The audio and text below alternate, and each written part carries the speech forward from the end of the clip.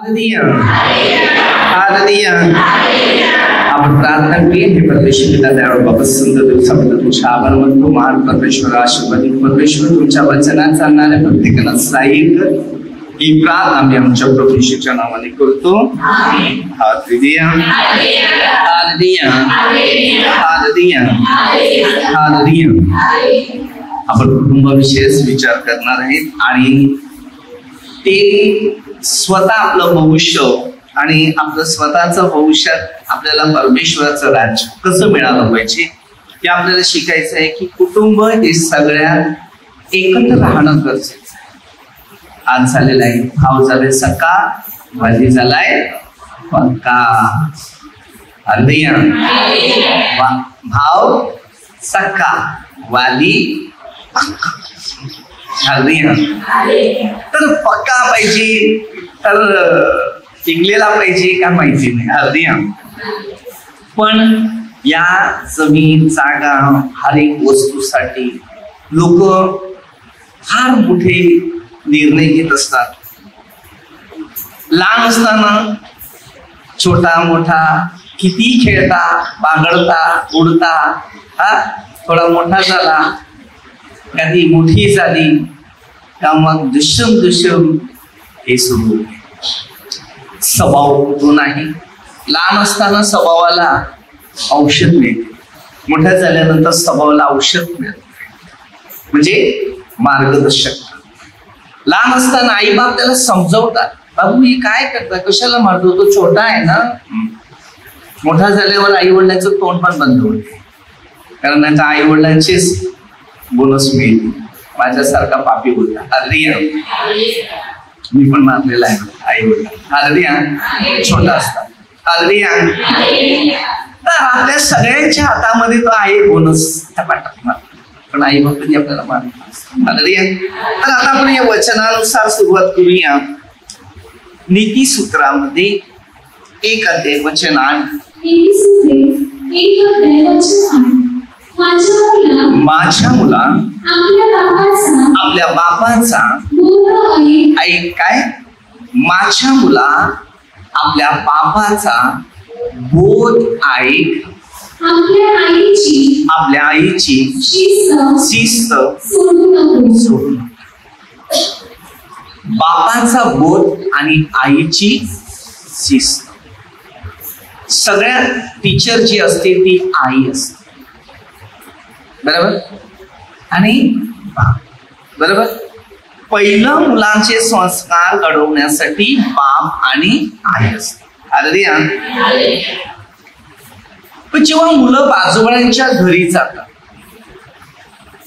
तेव्हा बाजूवाले त्यांना खायला प्यायला काहीतरी देऊन गोडीने लावायचा प्रयत्न करतात, बरोबर ना. मग हळूहळू त्या आईविषयी किंवा त्या बापाविषयी त्या मुलांच्या डोक्यामध्ये प्रेरणा देतात, नफरतीचं चिन्ह. आणि हळूहळू मुलं आई बापाची तिरस्कार करायला सुरू. हालेलुया. आणि मुलांना सत्य तेव्हा समजत नाही, त्यांना ते खायला मिळते ते समजलेलं. हालेलुया. आणि ती मुलं सहज खुशीने जेव्हा त्यांना विचारलं जाते तुला मम्मी डॅडी मारतात का? हा, मम्मी मारते, डॅडी नसते. मम्मी बरी आहे पण डॅडी बरा नाही, डॅडी बरा आहे तर गाडी बरी नाही, असं आहे. म्हणजे काही ना काही आई आणि बाबाची काहीतरी निदान इकडे सुरुवात होते. हालेलुया. कारण आम्ही त्यांना धार्मिकता पण लहानाचं मोठं कोणी केलं. हालेलुया. हवेवर का वाढलेली माणसं बरोबर कशी वाढतात? हवेवर वाढतात. आताच्या काळामध्ये थोडाफार लोकांमध्ये कमाईची सीझन आहे, पण आता महागाई का वाढलेली आहे की आई बापांना किती कष्ट लागलेले होते, मेहनत केलेले होते, कष्टाने कशी चालत होते ती मुलांना समजावी की आता महागाईमध्ये कशी पोट भरत. त्या काळामध्ये तोच काळ होता आणि अख्खा दिवस काम करायची तर हातामध्ये 5 रुपये सुद्धा उत्पन्न व्हायचे. मी छोटा होता, मला एक आठवत आहे, वाडीमध्ये कुठल्या तरी ठिकाणी छोटी मोठी वांगी टाकायची, जी झाडं अगदी. मग ती येताना ज्या वाडीत गेल्या आई वडिलांबरोबर, तर तिथून थोडीशी वांगी तोडायची, आणायची आणि ती कापायची, कुटायची, 12 नंतर यायचं, जेवण बनवायचं, 2 वाजायला जेवण लागायचं. आता गॅस आहे, बटणं दाबलं काय ऑटोमॅटिक चूल पण चालू होते. त्यांना म्हणजे जेवण जेवायला एवढे फुंकर नाही मारू शकत, पण आई जेवण बनवायला त्याला किती फुंकर घालायची, त्याला फडके म्हणजे पत्र्याने वारा घालायचा, तेव्हा थोडेच पंखे होते आणि ते असं करून ती वली, जर पावसाळ्याच्या सीझन मध्ये थोपे असायचे, ते कधी कधी पेटायला फार कठीण जायचं अगदी. आणि कसं तरी मुलांना ते खास घालायची. आजच्या काळाना मुलांना जर जेवण चांगलं नसेल तर Amazon, मोबाईल मोठा हातात आहे, बरोबर. मनुष्य कुठेतरी मिस्टेक करतो, मात्र त्याला शिकायचंय, बरोबर. आणि शिक्षण घेणं पण आपल्याला गरजेचं आहे आणि त्याच्यातून आपल्याला मार्ग दाखवणं जरुरी आहे. तर त्या काळामध्ये कसं तरी तेल जे टाकायचं असेल तेल, तर एवढूच टाकायचं, टाकणारी डाकण, छोटी डाकण, असं 2 किंवा 3 डाकण, आता चमच्यावर चमचे, चमच्यावर चमचे. मला माहिती आहे तेलाचं कारखाना जाम मोठा आहे हल्दी. अरे 7 ते 8 माणसं कुटुंबामध्ये, 9 माणसं, 8 माणसं, 7 माणसं अशी असायची. आणि ते जेवण कशावर बनवायचं माहितीये? चुलीवर आणि मातीच्या भांड्यावर. तर त्याच्यामध्ये तो कांदा टाकायचा, कापायचा, सगळं हे करायचं आणि त्या तेलामध्येच गोटाळ गोटाळ गोटाळ गोटाळ करून सगळं, आणि तुटका दिला त्याला, कोणी दिली ती, त्यामुळे त्याच्यानं दुसरं टाकून ते अमुकच चमचे अमुकांना वाटून द्यायचे, एवढी एवढी एवढी सगळ्यांना जेवण वाटून द्यायचं आणि त्याच्याने ते खायचे. कारण त्या काळामध्ये खाण्यासाठी तेवढं अन्न नव्हतं. मला माहिती, आमच्या बाजूलाच माणसं होती, म्हणजे मी व्हिजिटिंगला गेलेलो तेव्हा तो विषय निघाला. ती वहिनी बोलली मला, काय आम्ही दिवस काढले, 14 टिकऱ्या, तुम्हाला 14 तेवढे टिकऱ्या ठेवतो त्याला क्लास एवढे, ती 14 तुला द्यायची, 14 तू मला द्यायची. रेशनचं सामान आलं, आपली काही शेती नव्हती तेव्हा, काय द्यायची, कष्ट करायची, मेहनत करायचं, जी मिळेल दुकानावरून तांदूळ आणायची, 1 किलो 1.5 किलो 2 किलो, आणि तसं शिजवायचं. आणि ते शिजवणं करून ते आई वडील आपल्या सगळ्या मुलांना, बाकी जेवण नसेल तर कधी ते सोडून द्या, ती पेच उरलेली ती 1-1 ग्लास सगळ्यांना ती प्यायची, कारण जेवण तेवढं उरणार नाही.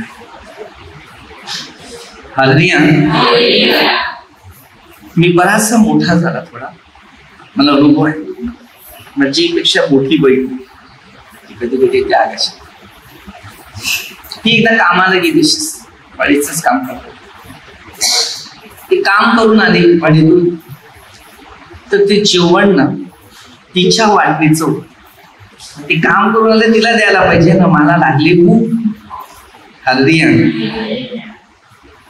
तर तिचं जेवण मी जेवण हल्दी. आता तिला भूक लागली, ती काय खाणार, खाण्यासाठी तिकडे काय आहे पण नाही ना, अशी पण परिस्थिती हल्दी. तर मी जेवायला बसला आणि ती माझ्या पाठलाग केला. जेवायला बसलाय म्हणजे ती खायला बरंच थोडस खाल्लं, बाकी होतं पण तिला नाही दिलं. लोकांच्या गोष्टी ऐकलेल्या नाही, तुला मला घाल कुत्र्याला, तो शब्द वापरते आणि तिला नाही दिलं. मी नाही जेवणार ते तुला पण जेवण नाही असं करून त्या कुत्र्याला जेवण टाक. छोटा होता ना, पळा टाटा मारामारी आमची एकमेकाची मारामारी. मी तिचं शेंडा पकडला, मी छोटा ती मार मार.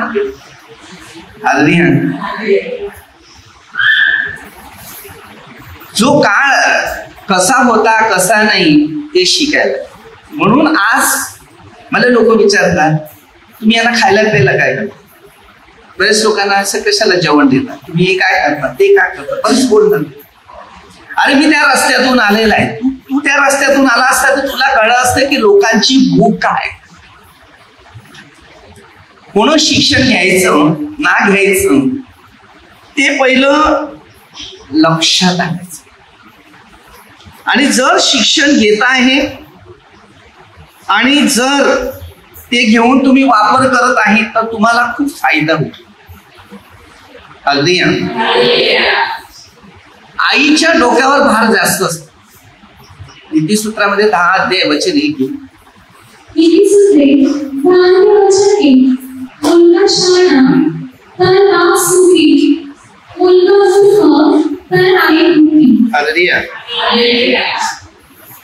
आता आपल्या प्रत्येकाना जीवनामध्ये एक गोष्टी शिकायचं. आणि जर तुम्ही ते शिक्षण घेता बरोबर, आईच्या माथ्यावर जास्त भार असतो. कारण तो मूर्ख असला त्याला हमेशा पाठीमागे लागायला लागते. तो कुठे जाईल का, पडेल का, इथे जाईल का, तिथे जाईल का, असं होईल का, तसं होईल का, टेन्शन जास्त.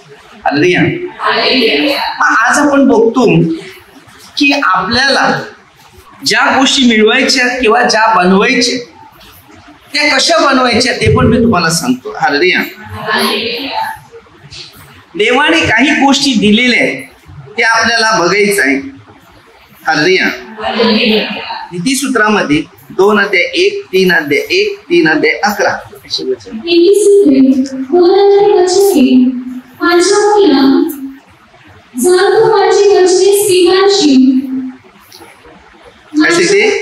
माझ्या मुला तू माझे वचन स्वीकारशील, माझ्या आज्ञा आपल्याजवळ साठवून ठेवशील. नीतिसूत्रे 3 अध्याय वचन 1. माझ्या मुला माझे तर्कशास्त्र विसरू नको, तुझ्या चित्तात माझ्या आज्ञा वाहू.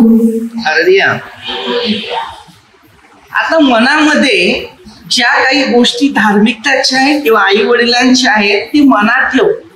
मी असा होता, आता मी मनात ठेवलं की नाही, मला कळालं की नाही की माझी कंडिशन काय होती.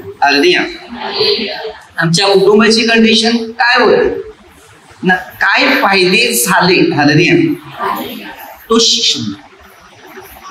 आज मी बर्फातलं खातो बरोबर, मला नाही वाटत मी पाहिजे ते खाऊ शकेल का देव मला देऊ शकत नाही.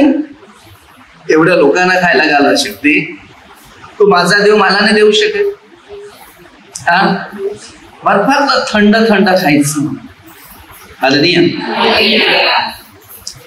परमेश्वराने ह्या गोष्टी पहिला आपल्याला शिकायला सांगितल्या. योहानमध्ये जेव्हा 6 अध्यायामध्ये 12 टोपल्या उरल्या, तर 12 टोपल्यामध्ये 12 प्रेषिताच्या हातात उरलेल्या, म्हणजे 5000 लोकांना खाऊन ते तृप्त झाले, ते तुकडे उरले तर त्या उचलून ठेवले. आपल्यासाठी आज फ्रीज आहे, उरलेलं फ्रीज मध्ये ठेवता बरोबर. मी सोमवारी रिट्रीटला गेलो तर शनिवारी आलो बरोबर. चपात्या मी फ्रीज मध्ये नाही ठेवल्या, त्या चपात्या नाश्त्यासाठी मी ठेवल्या बरोबर. सकाळी उठल्यावर नाश्ता करायचा, जेवला नाही जेवला तरी काही फरक नाही, पण उठल्यावर प्रार्थना केली का, प्रवचन दिलं का, नाश्ता करा. तर तिकडे ना सोमवार, मंगळवार, बुधवार, गुरुवार, शुक्रवार आणि शनिवार 6 दिवस पूर्ण आत्ता प्रार्थना होती. त्या चपात्या मी गॅसवर रोज गरम करायच्या, कडक करायच्या, ठेवायच्या. कारण त्याला बुरशी किनाऱ्यावर ओलं असतात. कधी कधी बघा ती चपाती पूर्ण किनाऱ्यापर्यंत भाजत नाही, ती मध्येच जास्त भाजते कारण गॅस बंद असतो.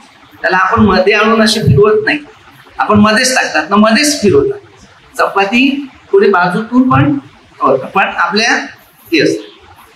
तर ती चपाती मी गॅसवरच रोज गरम करायचं सकाळी, म्हणजे त्याला बुरशी वगैरे काही. आणि हे 6 दिवस कंटिन्यू मी या चपात्या सगळ्या नाश्त्यामध्ये संपवल्या. वेळ डबा भरून दिलेला. हालेलुया. आता तुम्ही विचार करा, एक दिवस असा आला लोणचं खायचं दिवस. भात बनवलं आणि लोणचं खाल्लं. एक लिटरिक मध्ये असं आलं की एक भाजीचा डबा त्या फ्रीजर मध्ये ठेवला, दुसरं फ्रीज मध्ये. मी विसरला. तर आता जेवण नाहीये, तर बरं भात आहे तर भाजी नाहीये. हालेलुया. काही उरलं तर मी कोणाला तरी तिकडे देते. काही काना वाटत होतं की आज भाजी आली नाही ती. हालेलुया. पण बोलता हिंदी में एक मन बोलतात काय, दाने दाने पे लिखा है खाने वाले का नाम. हिंदी म्हणा. तर त्यांच्या योजना तशा होत्या की ह्या डबा. तर नंतर बघायला गेलो, मी भात दिलो आणि बघतो तर भाजी इकडे आहे, मी विसरलो. हालेलुया. ते उचललं आणि ते दिलं. हालेलुया. तर अशी काही कार्यामध्ये किंवा सेवामध्ये अशा घटना असतात. माझे कोण सेक्रेटरी नाही. हालेलुया. मला कोणी पाणी देणार नाही. माझं स्वतःच स्वतः करावं लागतं आणि मी करतो. फक्त माझ्या कुटुंबामध्येच मला जागीर होत सगळं. हालेलुया. पण जेव्हा मी कार्याला गेलो तर आपलं टॅक्सला निघा. हालेलुया. तर ही जी जीवन बोलतात त्याला, मग ह्याच्यामध्ये जरपर्यंत आपण स्वतःहून त्याग कंट्रोल केला नाही तर पुढे भविष्यात आपलं काम.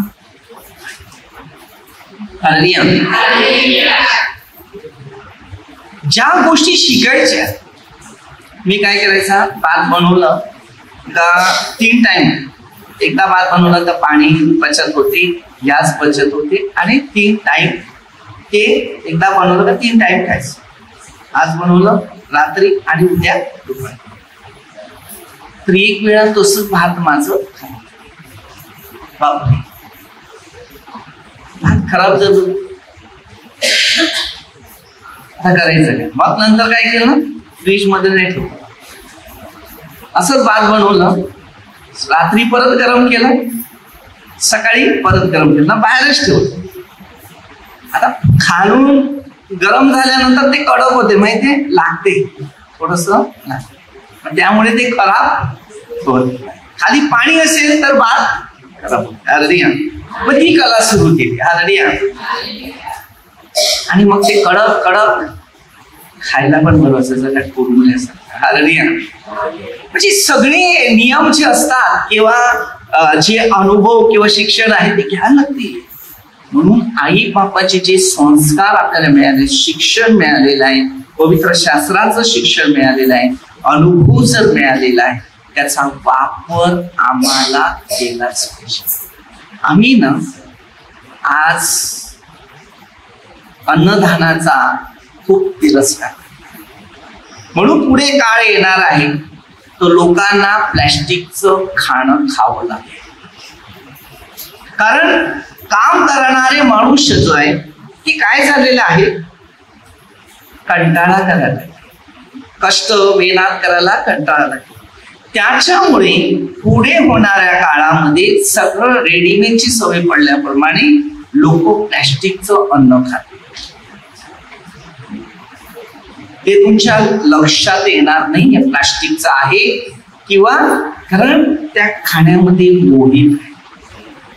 म्हणून मध्ये 6:9 पासून एक प्रार्थना शिकवलेली येशूने की हो नका पकडाव, रोजची भाकर आज आम्हाला दे.